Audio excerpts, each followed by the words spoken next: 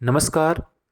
आंगनवाड़ी केंद्रों पर growth monitoring के लिए वजन मशीन, इन्फेंटोमीटर, स्टेडियोमीटर जैसे उपकरण होते हैं। इस वीडियो में हम वजन मशीनों की बात करेंगे और उनसे कैसे वजन मापा जाता है, क्या क्या सावधानियां रखनी चाहिए, इसकी चर्चा करेंगे। वजन मशीन का एक प्रकार है बेबी वेइंग मशीन। इसका अच्छा उदाहरण है सॉल्टर मशीन। छोटे बच्चों का वजन मापने के काम आती है जिनकी उम्र 2 वर्ष से कम है और जो ढंग से खड़े नहीं हो पाते हैं। सामान्य वजन मशीन एनालॉग और डिजिटल प्रकार की होती है। दोनों वजन मशीनों से बच्चों का वजन कैसे मापते हैं इसको हम देखेंगे। अभी आंगनवाड़ी केंद्रों पर इस बॉक्स के अंदर जो सप्लाई हुई है सॉल्टर मशीन की, उसके अंदर जो पार्ट्स है उसमें एक तो ये है बैग, मशीन को रखने के लिए, डिब्बे को रखने के लिए, इधर उधर होम विजिट के दौरान ले जाने के लिए, और एक है ये ट्राउजर जो बच्चे बैठ सकते हैं, उन बच्चों को ये ट्राउजर पहना कर उनका वजन लिया जाता है। और तीसरा है ये झोला,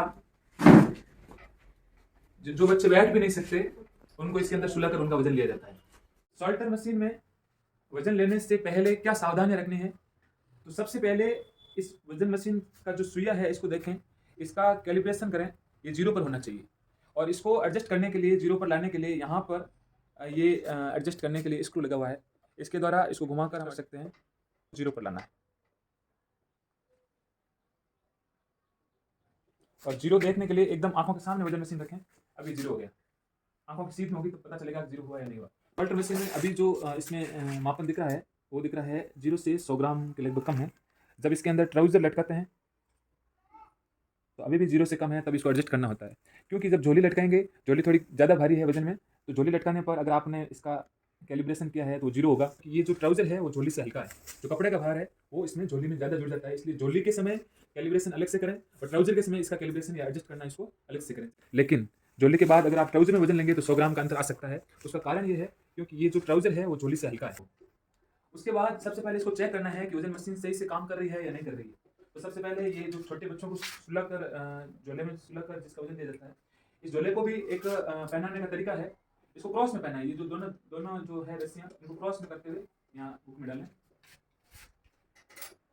अब इसका सबसे पहले देख लेते हैं, हमारे पास कोई ज्ञात वजन हो जिसका वजन हमें पहले से पता है, उसको तोल कर हम देख लेते हैं कि भाई इसका वजन सही से बता रहा है या नहीं बता रहा है। जैसे ये थैली है जिसका वजन है 1375 ग्राम, हालांकि 75 नहीं बताएगा क्योंकि यहाँ पर 100 ग्राम के मार्किंग कर रखी है, तो फिर भी देखते हैं।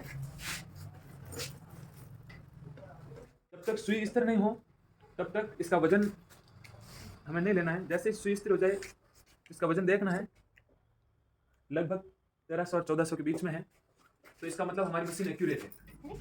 पैर अंदर हो बेस्ट है। अब छोड़ दो इसको, स्थिर छोड़ दो। सुई जब स्थिर हो जाए तभी वजन मापना है, 7 किलो और 300 ग्राम। और वजन सही है इसको सुनिश्चित करने के लिए एक ही बच्चे का वजन 2 बार ले लें, ताकि दोनों बार अगर वजन सेम आता है, एक समान आता है, तो वजन जो पहली बार हमने लिया था वो सही है। अगर वजन अलग अलग आता है तो तीसरी बार फिर वजन लें, जैसे पता चल सके कि कौन सा वजन सही है। अच्छा, हिले डुले नहीं, ध्यान रखना है विशेष रूप से हमें। और अब इसका वजन जैसे सुई फिक्स हो जाती है तो इसका वजन देखना है 7 किलो सामने से, 7 किलो 300 ग्राम। ये जब मशीन डिजिटली एनालॉग जो भी मशीन धरातल पर रखकर जिसका वजन लिया जाता है, उसको फिक्स करते टाइम ये ध्यान रखना है कि मशीन को एकदम ठोस और समतल सरफेस पर रखना है और उसके बाद इसको ऑन करना है ऑन बटन से। जैसे ही ऑन करेंगे यहाँ पर 0.0 या कुछ अलग लिखा रहा है, अगर कुछ अलग लिखा आता है 0.1 0.2 तो टायर दबाकर इसको 0.0 पे एडजस्ट कर देंगे। जैसे ही 0.0 आ जाता है तो बच्चे के कपड़े बिल्कुल कम होने चाहिए, हालांकि सर्दी है तो ठीक है हम काम में ले रहे हैं।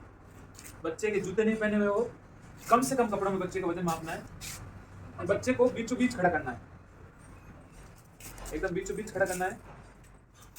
बच्चा स्थिर रहे, कोई बच्चे के सपोर्ट या सहारा किसी से नहीं मिले। इसके अलावा इन बातों का भी वजन लेते समय ध्यान रखें। धन्यवाद।